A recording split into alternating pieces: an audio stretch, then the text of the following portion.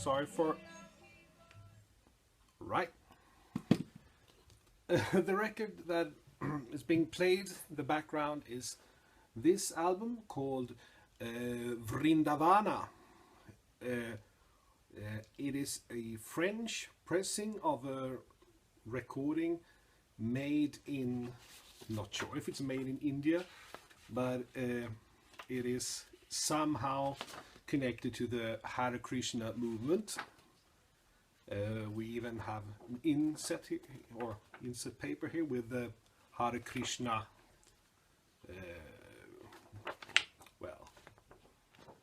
text or lyrics, if you want to. Why on earth am I sitting here and showing this record? Well, first of all, it is a record that has an interesting background story, or actually not this record really hasn't got, well, maybe it does, but I don't know that story.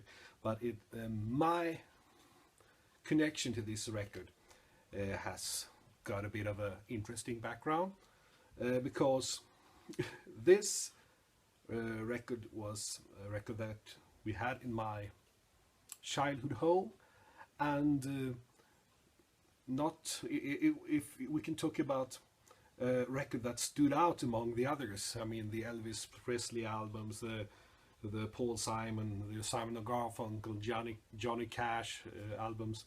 It was this one, because we had no interest whatsoever in this kind of music, and also it was a record that was in an incredibly poor condition. Really scratched. It had been scratched the hell out of it. So what was the reason for that?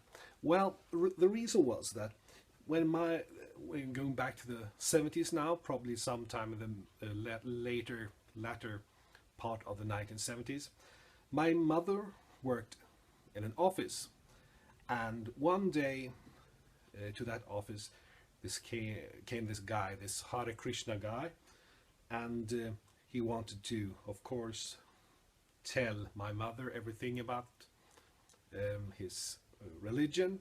And my mother felt that, okay, I don't really have time for this, but also she didn't want to seem rude, so she bought this record from him, mainly to be able to get rid of him so she could continue with her work. Next minute, this same guy went into her boss's office to try to tell him about Hare Krishna, and according to my mother, he flew out, being kicked out by by her boss, who didn't really, her boss wasn't really in the mood to get informed about other religions. So my mother got this record home, and this was at the time when I started to show interest in the gramophone and record player. So she gave me this record to play with, to make sure that I didn't play with her Johnny Cash albums or Elvis Presley albums. I could do whatever I wanted to with this, and I did. I scratched the hell with it. I really abused it. Remember, I was very young, well, just a couple of years old, and then she took the record that had been scratched the life out of it and put on the gramophone and started playing. And of course, when you're that young, you haven't really heard that much Indian music, and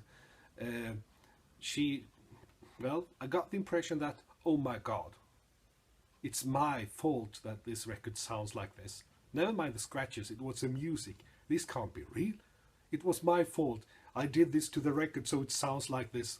Of course, that wasn't really correct, but it made me really careful with how I treated records in the future. So you can say that I can thank Hare Krishna that I know how to take care of my vinyl records.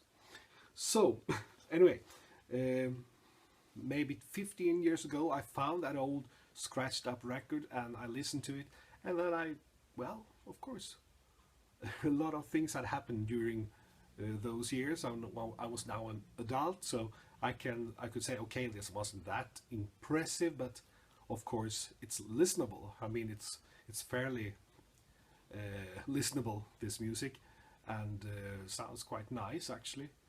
But of course, as a 2-3-year-old, I wasn't really ready for it. Then the old wreck of record was probably thrown away sometime. But now I found myself a new copy, and I thought, well, what a good idea to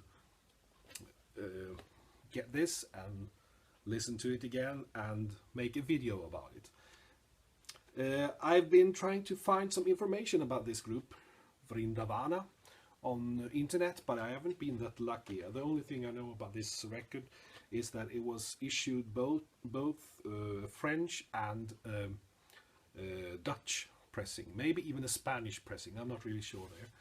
This leaflet, I don't remember this leaflet from the copy that was back in, I don't remember it from my childhood home, so probably it got lost somewhere, or maybe it was thrown away. But it's an interesting record, and then, well, fairly interesting story I thought that I'd share with you here. So even if this is not something I would listen to every day, it's still a record that's quite, well, important for me as a record collector, since I know how quite a lot of records that are in quite good condition, because I once learned how to take care of them after listening to this.